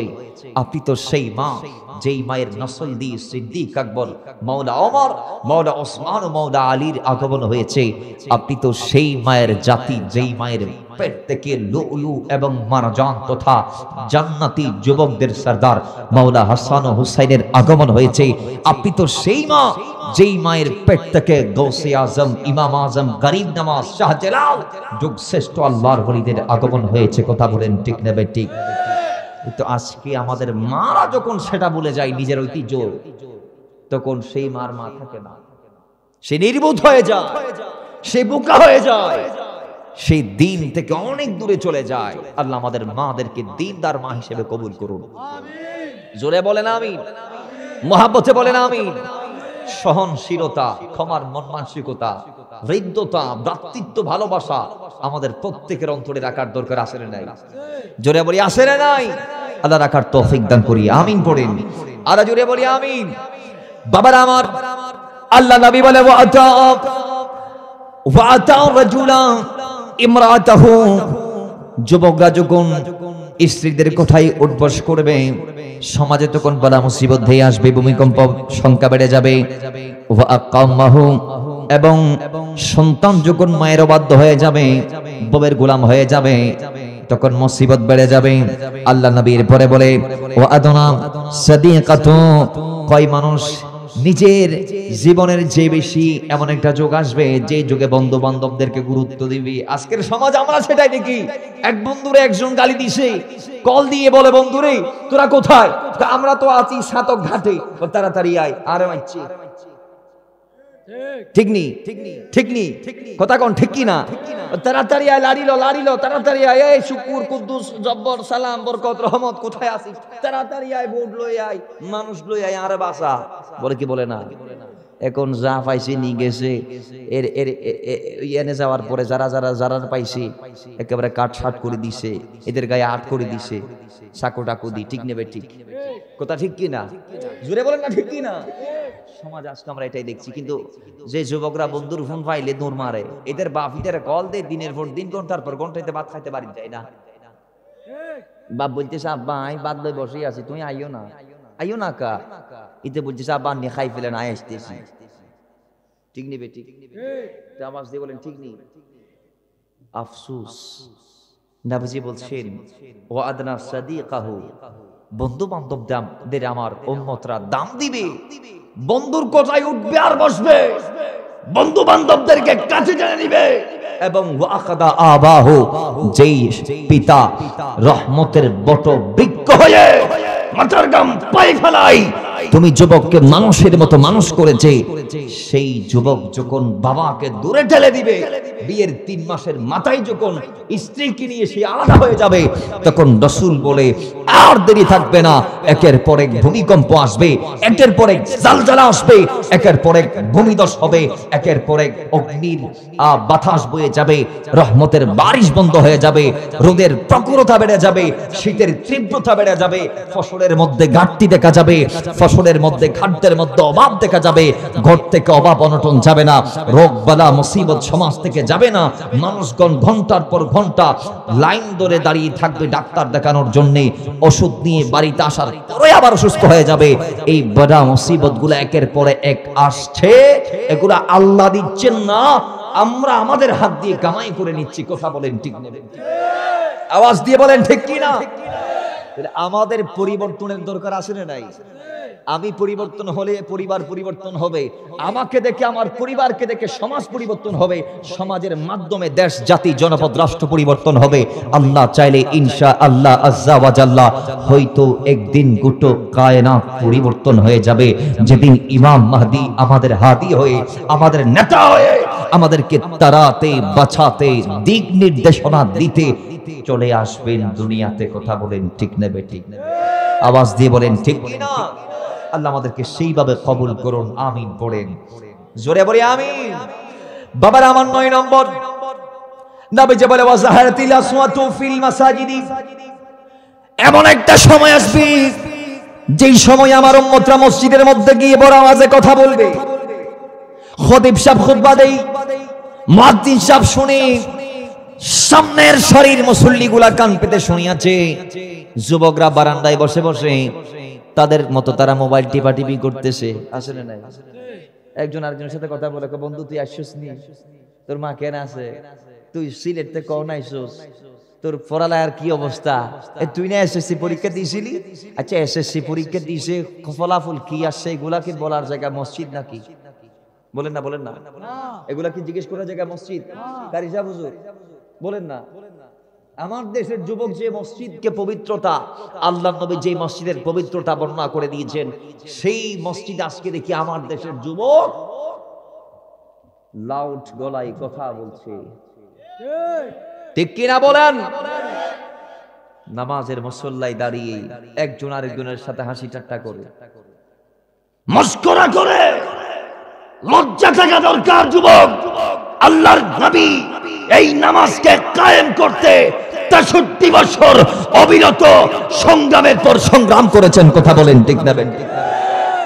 আজকে আমার দেশের যুবক সেই নামাজকে মূল্য দিতে জানে না, নামাজ তো পড়ে না, সপ্তাহে যে একদিন যায় ওই দিনে শেষ করে দেই, একজনে 10 জনের নামাজ শেষ করে দেই। ঠিক নেই? যুবকরা রাগ করলে করতে পারো, আমি বলে যাব, বলাটা আমার দায়িত্ব, নাইলে আমি যে স্যালারি নিয়ে যাচ্ছি এগুলো হক হবে না। আমি যদি এই মিম্বরে এই চেয়ারে বসে যদি হক না বলি, কিয়ামতের দিন আমার নবী আমাকে ধরবে। আল্লাহ বলবে, এই সাখাওয়াত রেজা কাদরি, তোরা আমি দায়িত্ব দিয়ে পাঠাইছিলাম, জিম্মাদার দিয়ে পাঠাইছিলাম সিলেট ছাতকের ওই নদীর পাড়স্থ ইচ্ছা করো সাহেব বাড়ির মাঠ প্রাঙ্গণে, তুই হক বলস নাই, জবাব দে আমারে, আমি আল্লাহরে কি বলবো? ঠিক কিনা? আমাদের যুবকদের পরিবর্তনের দরকার আছে না নাই? যুবক, তুমি তোমার যৌবনকাল পাবজি, ফ্রি ফায়ার, তোমার বন্ধু বান্ধব মোবাইলকে দিয়ে দিচ্ছ, তুমি তোমার পড়ালেখায় তোমার মূল্যবান সময়টা দিচ্ছ। তুমি কি জানো না তোমার এই বয়সে মসজিদে থাকার কথা? তুমি কি জানো না তোমার এই বয়সে আল্লাহ রাসূলকে ভালোবাসার কথা? তুমি কি জানো না এই হায়াতটাকে তোমার কাজে লাগিয়ে বান্দা থেকে আল্লাহর বন্ধু হওয়ার কথা? কথা বলেন ঠিক না বেঠিক? আওয়াজ দিয়ে বলেন ঠিক কি না? তোমার বয়সে সাহাবায়ে কেরাম নিজের জীবনকে উৎসর্গ করেছে আতার কদমে, আর আজকে তুমি তোমার জীবন উৎসর্গ করো মোবাইলে। পাবজি আর ফ্রি ফায়ার চলে আসে, এখানে আসে, বলেন না ভাই, বলেন না ভাই, আছে কিনা? যুবকদের মোবাইলে পাবজি আছে না নাই? ফ্রি ফায়ার আছে না নাই? খবরদার, তোমার একটা সেকেন্ডের মূল্য আমি বলে যাই। শোনো যুবক, মানলে তোমারই লাভ, বলাটা আমার দায়িত্ব, মানতে পারলে তুমি কামিয়াব। তোমার একটা সেকেন্ডের আমি গুরুত্বটা বোঝাচ্ছি। তুমি যদি একটা সেকেন্ড সময় নিয়ে যদি আল্লাহকে একবার আল্লাহ বলে ডাকতে পারো, তোমার মালিক যদি তোমার সেই ডাকটা কবুল করে, আল্লাহ শব্দটি বলা শেষ হওয়ার আগে আগে তোমার মালিক তোমাকে মাফ করে দিবে। তুমি যদি একটা সেকেন্ডে তোমার মালিকের জন্য যদি একটা চোখের ফোঁটা তুমি ফালাইতে পারো, আল্লাহর কসম তোমার সেই চোখের ফোঁটা যেটা তুমি তোমার রবের জন্য ফালাবা, সেই ফোঁটা তোমাকে 60টি জাহান্নাম থেকে মুক্তিপত্র দিয়ে দিবে। জোরে বলেন সুবহানাল্লাহ। এটা তোমার এক সেকেন্ডের গুরুত্ব।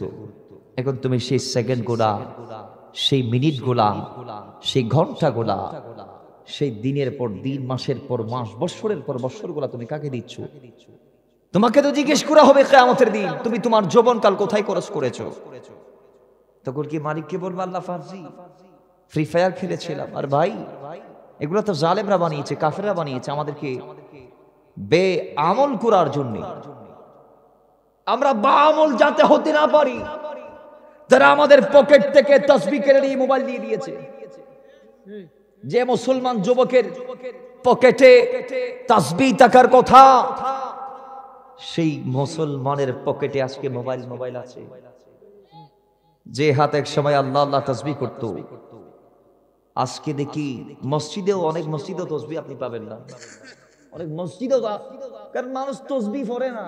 তো মুয়াজ্জিন সাহেব বলতেছে ইনারে ফেলায় রাই লাভ কি, এগুলা নিয়ে যায় বাড়ি নিয়ে যায়। ঠিক নেই, কথা বলতে হবে ঠিক কিনা? তাহলে আজকের সমাজটার এই অধপতনের পিছনে জিনরা দায়ী নাকি আমরা দায়ী? বলেন না জোরে বলেন। আমরা, আমাদের পরিবর্তনের দরকার আসলে নাই। মৃত্যুর ডাক হুট করে একদিন চলে আসবে, মাথায় রাখবে। বাবা আপনি কি মালিক হয়েছেন? কি অর্জন হয়েছে আপনার? আপনার চেয়ে আরো বড় বড় মালিকরা দুনিয়াতে অনেক আশা নিয়ে ঘুমিয়েছিল। ফজরের সূর্য তারা আর দেখতে পারে নাই, ডাক চলে আসছে, চলে যাইতে হয়েছে। চিরন্তন সত্য মৃত্যু। প্রত্যেক দিন আপনাকে আমাকে 3 থেকে 5টি বার ডাক দেই কবর এবং মালাকুল মউত। দেখে দেখে এসে চলে যায় মালাকুল মউত, বলে প্রস্তুতি নাও, আমি আসবো। জোরে বলি সুবহানাল্লাহ। প্রস্তুত হওয়ার দরকার আসলে নাই। যদি প্রস্তুত হতে না পারি, কবরে গিয়ে হাই হুতাশ করে কোনো লাভ। আল্লাহ আমাদেরকে প্রস্তুতি নেওয়ার তৌফিক দান করুন। জোরে বলি বাবার আমার। এরপর আল্লাহ নবী বলেন ওয়াসাদাল কাবিলাতা ফাসিকুহুম, এমন একটা সময় আসবে যখন সমাজে ফাসিকরা নেতৃত্ব দিবে, জালেমরা নেতৃত্ব দিবে, গুনাহে জর্জরিত ব্যক্তিরা জাতির সেবকে যখন পরিণত হয়ে যাবে। ওয়াকানা যাইমুল কওমি আরসালাহুম, আল্লাহ নবী বলে এরপরে জালেমরা পাপাচারীরা সমাজের কর্ণধার হওয়ার পরে, গোত্রের নেতা হওয়ার পরে এরা সমাজ চালাবে, জাতিকে পথ দেখাবে, এরা বিচার করবে, এরা নাকি আবার মানুষের হক মানুষকে বোঝাই দিবে। অথচ এরাই হচ্ছে আল্লাহর এই জমিনের সবচেয়ে নিকৃষ্ট ব্যক্তি। এরা আবার সমাজের নেতা সাজে মানুষদেরকে বলবে আয় এ তোর উপর অন্যায় করছে, আমি বিচার করব। বিচারের নাম দিই এ পার্টির থেকে নিবে 50,000। ওই তো সমাজপতি, সে তো সমাজওয়ালা, সে তো সমাজের কর্ণধার, সে তো সমাজের মালিক বনে গেছে। কথা বলেন ঠিক নেবে ঠিক? তাই সে যে সমাজের মালিক বনতে পেরেছে, এটার পিছনে আমি আপনি দায়ী, কারণ তার মালিক আমরা বানাইছি। এরা ভোট তো জিন্দা দেই আমরাই তো দিছি, ঠিক নেই? তাহলে আমাদের প্রতিনিধি নির্বাচন করার সময় ভালো মানুষ দেখে নির্বাচিত করার দরকার আছে না নাই? জোরে বলি আছে না নাই? মাথায় রাখবেন, যারা আল্লাহর জমিনে আল্লাহর হক আদা করবে না, তারা কখনো বান্দার হক আদা করতে পারবে? জোরে বলুন, বান্দার হক আদা করতে পারবে? যারা আল্লাহর এই জমিনে মা বাবার হক, স্ত্রীর হক, সন্তানের হক আদা করবে না, তারা সমাজপতি হলেও সমাজের হক আদায় করতে পারবে না। এদেরকে আপনি সংসদে পাঠাইলো, এই আপনার মাথা বিক্রি করে চাল ডালের টাকা মারি দিয়ে খাই ফেলবে। ঠিক নেই? ঠিক নেই? আল্লাহ আমাদেরকে নেতা নির্বাচন করার সময় দেখে শুনে যোগ্য প্রার্থীকে নির্বাচিত করার তৌফিক দান করুন। সবচেয়ে একটা খুশির খবর, গত নির্বাচনে সিলেটের জমিন থেকে একজন আলেমকে আপনারা সংসদে পাঠাইতে পেরেছিলেন, ফুলতলিতে। ঠিক কি না? গতবারে ফুলতলির একজন যোগ্য ব্যক্তিকে সিলেটবাসী ভোট দিয়ে সংসদে পাঠাইতে পেরেছে। আমরা চাই সংসদগুলা আলেম উলামা দিয়ে পরিপূর্ণ হোক, সংসদগুলা যোগ্য ব্যক্তিদের পদচারণায় ধন্য হোক। আমরা চাই কি চাই না? জোরে বলি চাই কি চাই না? আল্লাহ যোগ্য ব্যক্তির পক্ষে মূল্যবান রায় দেওয়ার তৌফিক দান করুন, আমিন পড়েন। বাবার আমার এরপরই আল্লাহ নবী 12 নং ডাক দিয়ে বলে 12 নম্বরে ওয়া উকরিমার রাজুলু মাখাফাতা শাররা। আল্লাহ নবী বলে মানুষ যখন সমাজের ওই লম্পট দুশ্চরিত্র জালেমদের ভয়ে তাদেরকে সম্মান করবে, তখন আল্লাহর আযাব আর গজব আসতে থাকবে। 13 নং ওয়াজাহরাতিল কায়নাতু ওয়াল মাআরিফু, যখন বাদ্যবাজনার বিস্তার ঘটবে, যখন নর্তকীরা স্টেজ দখল করে ফেলবে। আজকের সমাজ আমরা দেখছি বিভিন্ন বাউল, বিভিন্ন যাত্রাপালার নর্তকীরা বিভিন্ন আল্লাহর ওয়ালির ওরসকে কলঙ্কিত করছে যাত্রাপালার গানের মাধ্যমে। কথা বলেন ঠিক কি না? বিশেষ করে যেই মাজারওয়ালার সাচ্চা উলাদরা দুনিয়াতে রাই, বিভিন্ন উদ্ভট মূর্খরা ওই মাজার দখল করে নিছে, ওই ধরনের ব্যক্তিদেরকে আমরা দেখি ওরসের নামে বিভিন্ন গানের আয়োজন করতে। ঠিক না ভাই? ঠিক। সেখানে দাওয়াত করে মমতাজ আই ওয়াজ করবে। হযরত মমতাজ আই কি করবে? জুড়ে বলেন না কি করবে? ইবনে নাকিব সে আসিতার সব হাদিস শেষ করে ফেলছে, এখন মনে হয় আরেক নতুন নতুন কিতাব শিখতেছে। কে? মমতাজ আফা। আর কিছু আমাদের দেশের বয়াতি তয়াতি বাউল ডাউল আছে না? জোরে বলেন না। যারা আমি খুবই মর্মাহত হয়েছি, সে বলতেছে কয় সূরা নাসের মধ্যে তো নাসকা, আপনারা হয়তো অনেকে শুনেছেন। নাউজুবিল্লাহ, আমি এগুলা বলছি না, সে যেটা বললো কাল্লা নাচতে বলছে এই জন্য নাচ। তো এই কথা যে বলে সে কি মুসলমান ধর্মে আর আছে? জোরে বলেন। নাউজুবিল্লাহ, আল্লাহর সামনে এমন এমন কথা সে বলেছে, এইরকম স্টেজে পারফর্ম করতে গিয়ে সে বলে সে অভিমান হয়েছে। যারা শুনে ঠিক বলেছে এই তার অভিমান হয়ে গেছে। ঠিক নেই? ঠিক নেই। আজকে তাদেরকে বিচারের আওতায় আনা হয়েছে, আমরা খুশি। তবে হ্যাঁ, এদেশে তাদের বিচার যেভাবে হচ্ছে, গোস্তাখে নবীদেরও সেইভাবে বিচার হওয়ার দরকার। কথা বলেন ঠিক না ভাই? ঠিক। এদেশের প্রত্যেকটা মঞ্চে যারা আল্লাহ আল্লাহ রাসূলের বিরুদ্ধে কথা বলবে, শব্দ চয়ন করবে, তাদের সর্বোচ্চ সাজা মৃত্যুদণ্ড আমরা চাই কি চাই না? জোরে বলি, চাই কি চাই না? একজনকে দেন, আগামীকাল থেকে আর মুখ বন্ধ হয়ে যাবে সবার। আল্লাহ আল্লাহ রাসূলের শানের সাংবাদিক বলার আগে 50 বার ভাববে। ঠিক নেই? বলছে না? বলে নাই? নবীজিকে সাংবাদিক বলে নাই? নাউজুবিল্লাহি মিন যালিক। একজন ইমানদারের ভাষা তো এটা হতে পারে না। লা তাজআলু দুআ আর-রাসূলি বাইনাকুম কাদুআই বা'দিকুম বা'দা। একজন আর একজনের যেমনে ডাকে আল্লাহ রাসূলকে কি তেমনে ডাকা যাবে? বলেন না, বলেন। আল্লাহ আমাদেরকে সর্বোচ্চ সতর্কতার সহিত নবীজির শান মান ইজ্জত আজমতের চর্চা করার তৌফিক দান করুন। জোরে বলি আমিন। মুহাব্বতে দরুদ পড়ি, আল্লাহুম্মা সাল্লি মাওলানা মুহাম্মাদ ওয়া আলা আলি সাইয়্যিদিনা। বাবার আমার আল্লাহর নবী রাহমাতুল লিল আলামিন বলে যখন সেই নর্তকীরা স্টেজগুলোকে দখল করে ফেলবে, বাদ্যযন্ত্রের বিস্তার ঘটবে।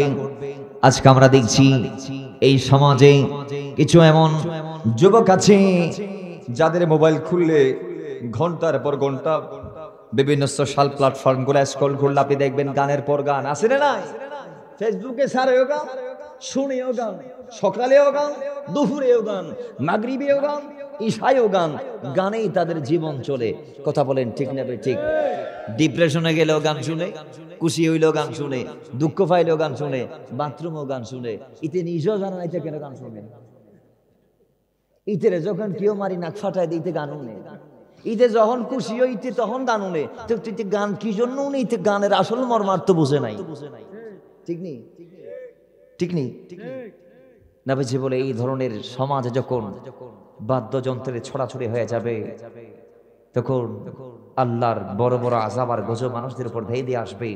14 নং আল্লাহ নবী বলছেন, অশুরবাতিল খুমুর যখন মদ পান বেড়ে যাবে, আজকের সমাজ আমরা দেখছি বড় বড় ব্যক্তিদের সন্তানদেরকে যখন বিয়ের পিড়িতে বসায় দেয়, বিয়েতে তাদের জন্য মদের ব্যবস্থা করা হয়। বড় বড় এমপির ছেলে, মন্ত্রীর ছেলে, মিনিস্টারের ছেলে, দেশি বিদেশি মদের সমাহার। আরে আমার দেশটা তো এত নোংরা হয়ে গেছে, এই দেশে লাইসেন্স নিয়ে মানুষ মদের বারে গিয়ে মদ কিনে বিক্রি করে খায়, ঠিক নেবে ঠিক, মদ দিয়ে পেট চালায়। আমার দেশের স্বরাষ্ট্র মন্ত্রণালয় এত নিচু হয়ে গেছে, 91% মুসলমানদের দেশে 92% জন যেই দেশে মুসলমানের বসবাস, সেই দেশের স্বরাষ্ট্র মন্ত্রণালয় মদের লাইসেন্স ইস্যু করে, মদের অনুমোদন দেয়, মদের ফ্যাক্টরি বানায়, মদ খাওয়ার মানুষদেরকে বৈধতা দেয়। আপনি একটা বোতল নিয়ে যান, আপনার দড়ি ফেলবে, আপনারে পুলিশে পাইলে দড়ি ফেলবে। কিন্তু যাদের কাছে কার্ড আছে, গাড়ির ব্যাগ ডালা ফুরাই নিলেও আপনারা বলবে না, স্যার বলে সালাম দিবে, হাত পা দুইটা তুলি আর দুইটা মাটির ডাকবে, ঠিক নেই? তা একজন মুসলমান কি মদ খাইতে পারে? আমার নবী মদকে কেন্দ্র করে 10 জনকে লানত দিয়েছে, যে মদ খায়, যে পান করে, যে পান করায়, যে বানায়, যে খাওয়ায়, যে বিক্রি করে, যে আমদানি করে, যে প্রস্তুত করে, যে সেখান থেকে নির্যাস বের করে, মদ কেন্দ্রিক এক কথায় 10 জন ব্যক্তিকে রাসূল লানত দিয়েছে। কি দিয়েছে? লানত। নবীজি বলছেন প্রথমবার খাইলে 40 দিন শরীরটা নাপাক থাকবে, কোনো আমল আল্লাহর দরবারে মকবুল হবে না। দ্বিতীয়বার খাইলে 80 দিন নাপাক থাকবে শরীর। তৃতীয়বার খাইলে 120 দিন নাপাক থাকবে আপনার শরীর। তাহলে বোঝা গিয়েছে সেই মদ যদি আপনি খেয়ে 40 দিন, দ্বিতীয়বার খেয়ে 80 দিন, তৃতীয়বার খেয়ে 120 দিন যে নাপাক থাকবেন, সেই নাপাকি অবস্থায় যদি আপনার মৃত্যুটা হয়ে যায়, কি অবস্থা হবে? নবী বলে দিয়েছেন কাফের হয়ে মারা যাবে। আমরা কি বেঈমান হয়ে মরবো নাকি ইমানদার হয়ে মরবো? ইমান নিয়ে যাইতে চাইলে মদ কি ছাড়বো নাকি খাবো? জোরে বলি, মদ খাবো না ছাড়বো? আল্লাহ ছাড়ার তৌফিক দান করুন। জোরে বলেন, মহাব্বতে বলেন। এ মদ খাইলে কি মানুষের হিতাহিত জ্ঞান থাকে? হারদ মারদের কাহিনী কি ভুলে গেছেন? কোরআন আল্লাহ জানিয়ে দিয়েছেন না? একমাত্র মদের কারণে তারা বড়ায় বিরাট বিরাট 4টি অপরাধ করেছে। কয়টি? আজও তাদেরকে শাস্তি দিচ্ছে আল্লাহ কুফের ভিতরে। আল্লাহ আমাদেরকে সে মদ থেকে রুজু ফিরে আসার তৌফিক দান করুন। জোরে বলি আমিন। পরের নং বাবার আমার ওয়ালানা আখিরু হাযিহিল উম্মতি আওয়ালুহা।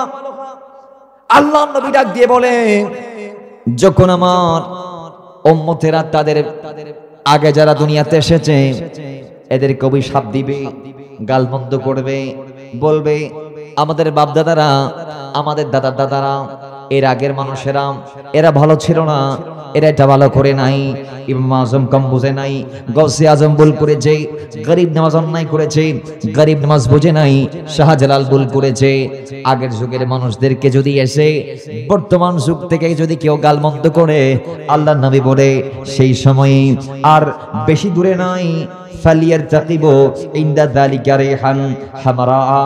এরপর আল্লাহ নবী বলে ওয়াজালজালাতান ওয়া খাসফান ওয়া মাসখান ওয়া কাসফান। আল্লাহ নবী বলে এইগুলা যখন সমাজের মধ্যে ওদের ঘাড়ে বেড়ে যাবে, এরপরে তোমরা দেখবা বাতাসের সাথে আগুন আসছে, তোমরা দেখবা জমিন মাটির নিচে ঢুকে যাচ্ছে, তোমরা দেখবা ভূমিকম্প একের পর এক হচ্ছে অনবরত।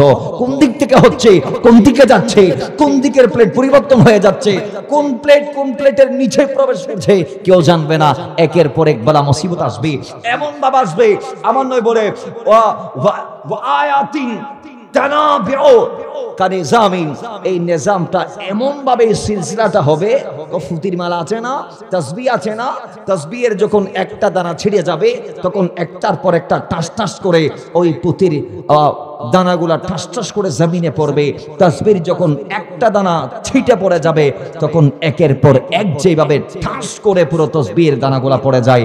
নবীজি বলে এই 15টা বদখাসলত যদি তোমাদের ভিতর থাকে, তোমরা যদি এগুলার থেকে নিজেকে মুক্ত করতে না পারো, সমাজকে যদি এই 15টা বদ আমল থেকে রেহাই না দিতে পারো, তাহলে তোমাদের উপর একের পর এক ভূমিকম্প থেকে শুরু করে বড় মুসিবত আসবে। জোরে বলি নাউযুবিল্লাহ।